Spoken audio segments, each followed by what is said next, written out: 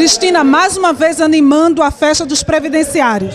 Que bom, né? Estou feliz de voltar, essa festa maravilhosa, né? Já tornou tradicional e a gente fica feliz. Eu agradeço ter voltado, é sinal que gostaram, né? O que é que os previdenciários podem esperar desse show hoje à noite?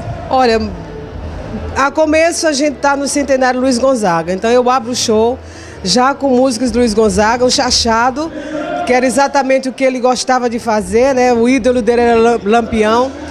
E além do Chachado, a gente termina também com homenagem a Luiz Gonzaga. No final a gente faz um arrasta-pé só com música do Luiz Gonzaga. Um bom show então.